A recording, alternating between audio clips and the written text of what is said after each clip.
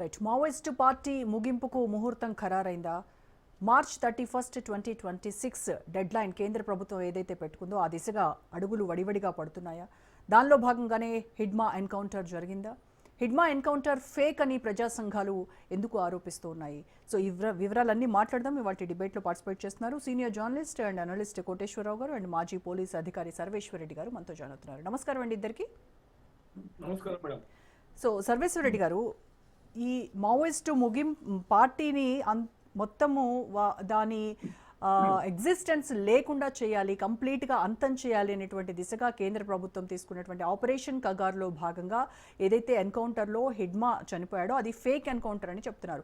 అసలు ఈ హిడ్మా గతంలో గ్రే హౌండ్స్ చెప్పేవాళ్ళు, హిడ్మా బస్తర్ని వదిలిపెట్టి బయటికి రాడు, బస్తర్లోనే అతని చావు అని చెప్పేవాళ్ళు. కానీ మరి ఆయన ఏపీ ఈ ఛత్తీస్గఢ్ బార్డర్లోకి ఎందుకు వచ్చినట్టు? అంటే ఇంటెలిజెన్స్ వాళ్ళకి సరిగా పనిచేయలేదా వాళ్ళ ఇంటెలిజెన్స్, లేదంటే ఎవరైనా కావాలని అతన్ని బయటికి రప్పించారా? ఏం జరిగి ఉండొచ్చు అంటారు? రప్పించినా రప్పించకున్నా వాళ్ళ విధానం తప్ప. మా ఓల్డెన్ డేస్ లో ఇట్ వాజ్ కరెక్ట్ ఉండొచ్చు. అప్పుడు 50-60 సంవత్సరాల క్రితం ఇది 1967 లో ఏర్పడేటువంటి నక్సల్బరీ ఉద్యమంకి వెళ్ళి పుట్టుకొచ్చింది 1967 లో. అప్పటి నుంచి ఇప్పుడు అక్కడ చిన్న ఇన్సిడెంట్ జరిగి 11 మంది చంపబడ్డ రైతులు. దాని తర్వాత చారన్ మజుందార్ అండ్ ఖాన్ సన్యాలం ఒక అతను ముగ్గురు ఆధ్వర్యంలో ఇది ఏర్పడ్డది మావోయిస్టు థాట్స్ ఆలోచన విధానంతో. అంటే తుపాకీ కొట్టడం ద్వారా రాజ్యాధికారం సిద్ధిస్తుంది, లేకపోతే బ్యాలెట్ ద్వారా రాదు అనే కాన్సెప్ట్. సరే, బ్యాలెట్ ద్వారా రాదనేది ఎందుకు అనుకున్నా అంటే బ్యాలెట్ కొనబడుతుంది, డబ్బులు కానీ మద్దతు కానీ పవర్లోకి వస్తారు, దానివల్ల రాజకీయ నాయకుల యొక్క స్టేట్ ఆఫ్ మైండ్ కరెక్ట్ ఉన్నది కనుక దోపిడీ గురి కాబడుతుంది, రాష్ట్రం దెబ్బతింటుంది కాన్సెప్ట్. అది కరెక్టే ఉండొచ్చు. అది కాకపోతే ఈ తుపాకీ కొట్టడం ద్వారా విప్లవం వస్తుంది, తుపాకీ కొట్టడం విప్లవం ఎక్కడ వస్తుంది? నమ్మకం వస్తుంది. చంపే అధికారానికి ఎవరిచ్చిండ్రు? చాలా మందిని ఇన్ఫార్మ్ అని చెప్పి విలేజ్లో పూర్ ఫ్యామిలీస్ను చంపేసే ఉదంతాలు ఎన్నే ఉన్నాయి. నక్సల్స్ నేను చెప్పే హితం ఏంటంటే, ఇప్పుడు టెక్నాలజికల్ డెవలప్మెంట్ ఎంత అయింది, శాటిలైట్స్ వచ్చాయి, హెలికాప్టర్ సర్వీస్ వచ్చాయి, యాప్స్ వచ్చినవి, రకరకాలటువంటి ఉద్యమం మనిషి ఎక్కడ ఉన్నో కనిపెట్టడం.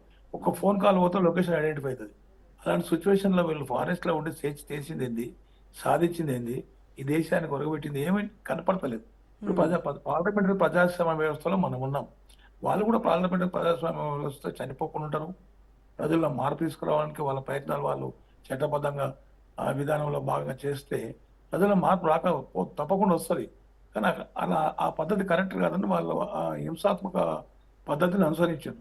దాని మూలంగానే ఎన్కౌంటర్లు కాబడుతున్నాయి, చస్తున్నారు. పోలీసు వాళ్ళు కూడా లాస్ట్ టైం ఒక 23-24 మంది పోలీసులను ఈ హిడ్మా చంపిందట. తర్వాత ఇదే కాకుండా ఆ కర్రెగుట్ట దగ్గర కూడా 2,000 మంది పోలీసులు. సర్వేశ్వర రెడ్డి గారు, మీరు కొంత బ్యాక్ వెళ్ళి కూర్చోరా? ఫ్రేమ్ సరిగ్గా లేదు, మీరు కొంత బ్యాక్ వెళ్ళండి. Yes sir. అయితే కర్రెగుట్ట దగ్గర ఎన్కౌంటర్ కూడా పోలీసు వాళ్ళు, మిలిటరీ కానీ స్పెషల్ గ్రూప్స్ కానీ అంతా రకరకాలు సరౌండ్ ఇచ్చినప్పుడు అప్పుడు హిడ్మా ఎస్కేప్ చనిపోయింది అనుకున్నాను. అతను 1981 లో పుట్టాడు, ఛత్తీస్గఢ్లో పుట్టాడు. ఆయనకు భార్య ఉంది, కథాకారణ. గెరిల్లా వాళ్ళు ఆయన ఎక్స్పర్ట్ అని వాళ్ళ నానుడి. ఇప్పుడు ఎవరు ఎక్స్పర్ట్ అయినా కాకుండా you are fighting against the system. చట్టబద్ధంగా లీగల్ ఉంటే నువ్వు ఎస్కేప్ కావాల్సిన అవసరం లేదు కదా. లీగల్ గా ఉండుకుంటూ ఫోర్స్ మీద ఫైర్ చేసి ఎంతో మంది ఫోర్స్ కు చంపడానికి చంపావు. అలాంటప్పుడు దీంట్లో నన్నులో కూడా గతంలో మీరు చూస్తే ఒకసారి సంతోష్ రెడ్డి కానీ, సాంబమూర్తి గారు కానీ, నల్ల ఆదిరెడ్డి గారు కానీ, వీళ్ళందరినీ కూడా పటేల్ సుధాకర్ రెడ్డి గారిని కానీ ఇంటర్నల్ వాళ్ళ క్లాసెస్ వల్ల ఇన్ఫర్మేషన్ ఇచ్చి చంపించిన గ్రూప్ వాళ్ళే, పోలీస్ ఇన్ఫర్మేషన్ ఇచ్చి. అలాంటి పరిస్థితుల్లో జరిగినటువంటి ఎన్కౌంటర్ చాలా పెద్ద లీడర్ వాళ్ళు. అంటే వాళ్ళకు ఒక థియరిటికల్ నాలెడ్జ్ ఉండే, రకరకాల నాలెడ్జ్ ఉండే, పట్టుకొచ్చి చంపేసిన, ఎంత చంపేసిన ప్రతిదాన్ని కూడా పట్టుకొచ్చి చంపేశారు.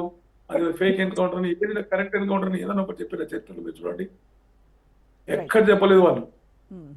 పట్టుకొచ్చి చంపేశారు, ఇన్నోసెంట్ చంపేశారు, అది దానికి మూల్యం చెల్లించుకోవాల్సి వస్తుంది. ఈ పదాలే ప్రయోగిస్తుంది తప్ప మేము ఫారెస్ట్ లో ఉండి ఏం సాధిస్తున్నాం, ఎంతవరకు కరెక్ట్ మా విధానం. సరే, గతం ఏమన్నా ఉండవు, భవిష్యత్తుకు అయితే ఇప్పుడు మనం వార్ మూమెంట్ చూస్తుంటే ఎక్కడో ఉన్న వాళ్ళను టెర్రరిస్టులు కాల్ చేస్తుండ్రు. మీరు సొసైటీకి అగెన్స్ట్ గా పోవడం కరెక్ట్ కాదు. ఇప్పుడు భూస్వామ్య వ్యవస్థ ఇక్కడ ఉంది, లేదు. భూస్వామ్యం అంటే మిగిలిపోలేదు, లేదు, కనపడతలేదు.